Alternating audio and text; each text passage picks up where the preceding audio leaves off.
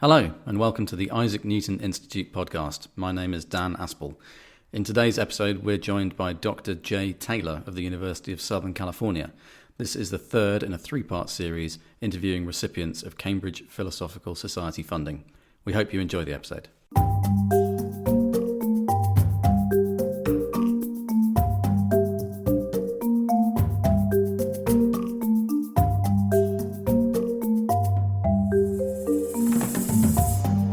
So Jay, really nice of you to join me. It's nice to see you on this Zoom call. It's a shame it can't be in person, but that's the situation we find ourselves in. Anyway, welcome. Well, thank you. It's really great to be here. And we were just chatting. So you were part of a program called Groups, Representations and Applications, and I guess you still are because the pandemic disrupted that, sadly. And before we were recording, you were saying that you are normally based in Los Angeles and you're currently in Scotland. Tell me about your situation.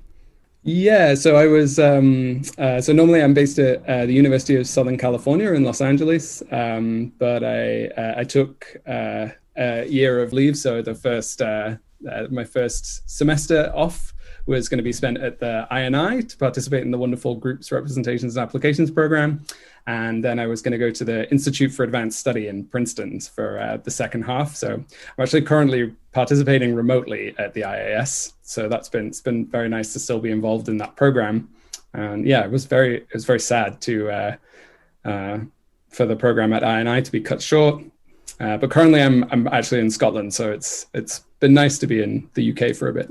Yeah, absolutely. And Scotland being an absolutely the most beautiful, in my opinion, part of the UK. Definitely.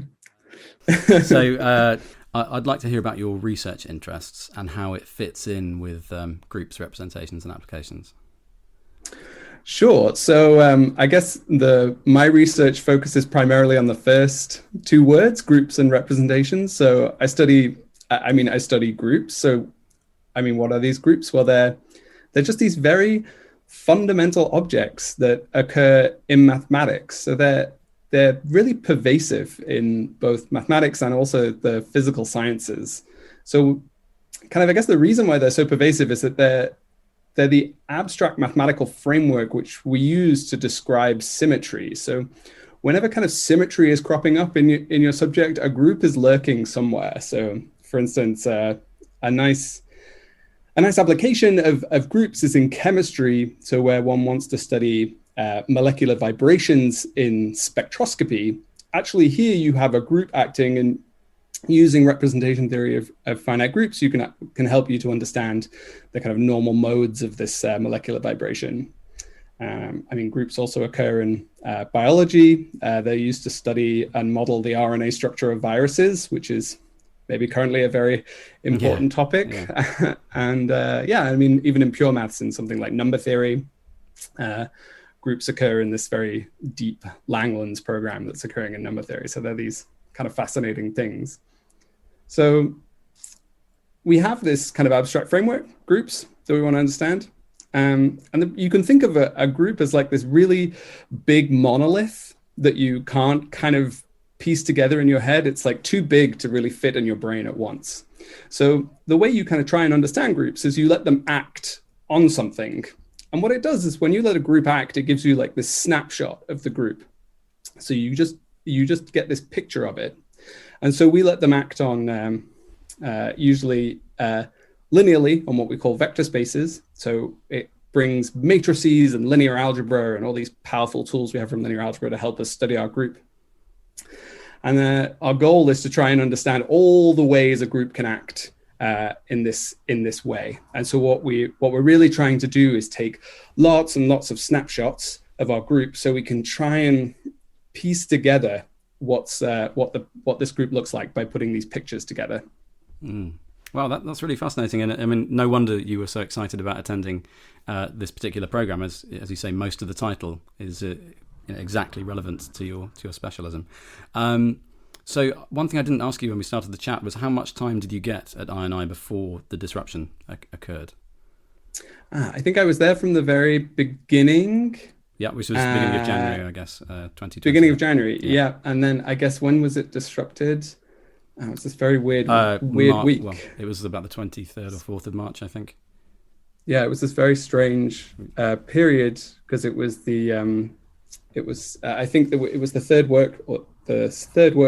It Mm. was and so it was this very odd experience to be in the Newton Institute, and there was only a couple of us, and certain number of people were allowed to be in the room during the talks, and it was a very strange time to be at the Newton Institute. But Yeah, I can it imagine. was. Yeah, and yeah, I glossed over it a little bit at the beginning, but I'm very sorry that your year of visiting INI and the Institute for Advanced Studies has been disrupted like this. I mean, I really hope it can be recreated in later years, and I'm sure it will. I'm sure you'll be physically able to attend both of those in many years to come.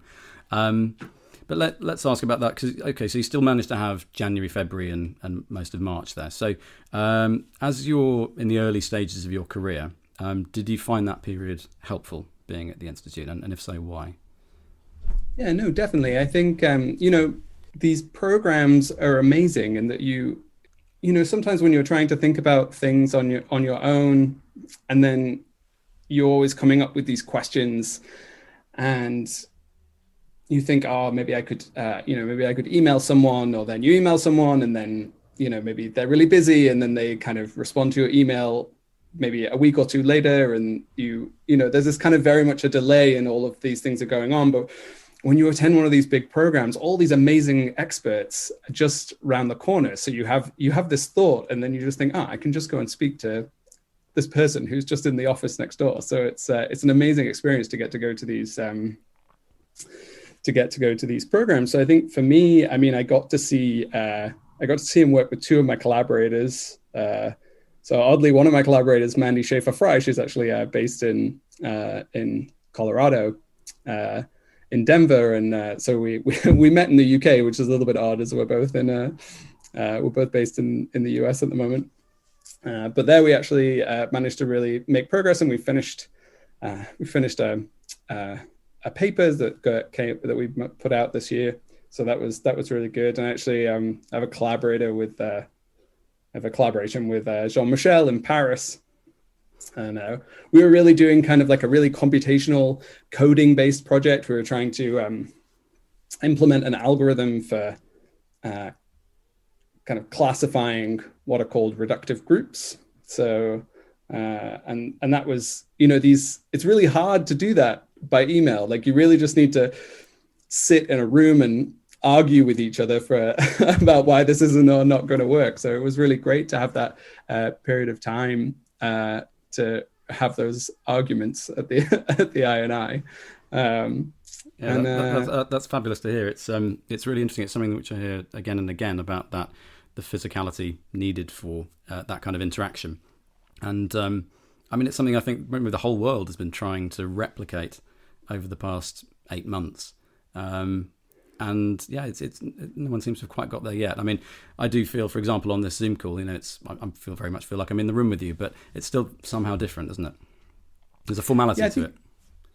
Yeah, I agree. I think it's very hard. I mean, you see this, just putting research aside for a moment, I think if we just think about, the other big part of universities, which is teaching, I think in what everyone is experiencing at the moment is how to replicate the sense of community in the university, in the university experience for students. It's such, going to university is not, of course, it's about learning really interesting things, but also it's about making connections with people that last with you, possibly for the rest of your life. So I think it's the same for all people. Trying to replicate that aspect is very, very challenging. Yeah. And leading on from that, meeting these people in person, the next question was going to be: is funding for early career researchers important? Yeah, I mean, certainly. I mean, I think so. I guess I would say, I think actually the UK's done a really great step in the right direction recently. They launched a new program for mathematics, which is a small grants program.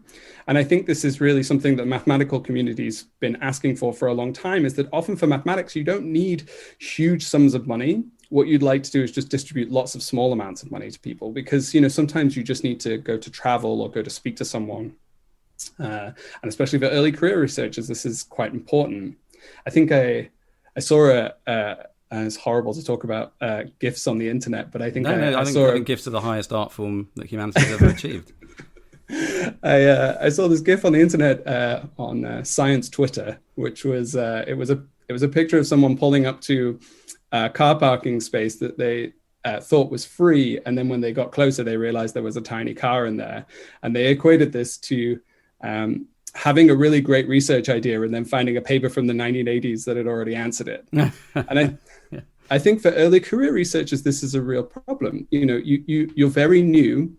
You don't know what's gone on before, you know, and having access to really go and speak to people who are, you know their field really well, they can very quickly tell you, you know, oh, you know, someone tried this for many years and it just doesn't seem to work, or, you know, these are the things we're really interested in. So, you know, if you can connect your big idea to this program, that would be amazing. And that really, you know, those things can only happen with funding. Yeah, absolutely. And one thing you've already touched on actually is that you mentioned two names of people with whom you've formed collaborations.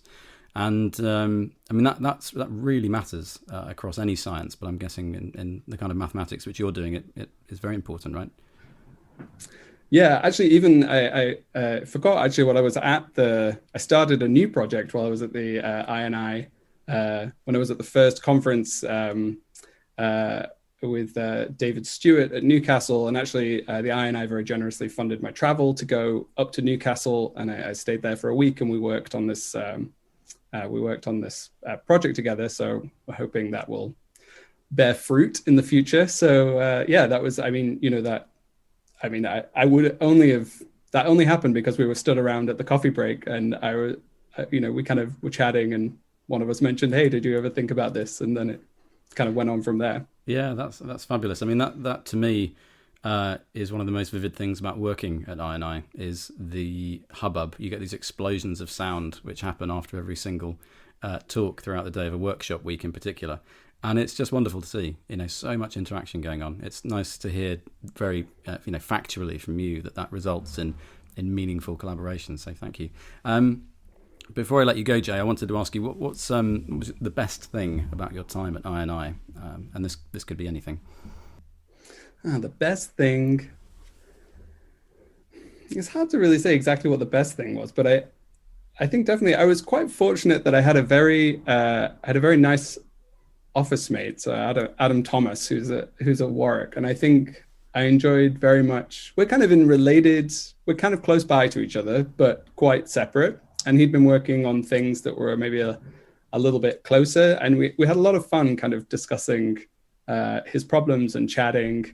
And I think that was really maybe one of the best things I remember about INI, and also meeting great young people. I mean, it's amazing. The UK is producing so many brilliant young PhD students at the moment, and lots of them were at the Groups, Representations and Applications program, which kind of shows the great health of the subject, I think. And I met Scott Harper and Gareth Tracy, and they were both really excellent, really fun to talk to, and I learned really new things by speaking to them. It was fantastic.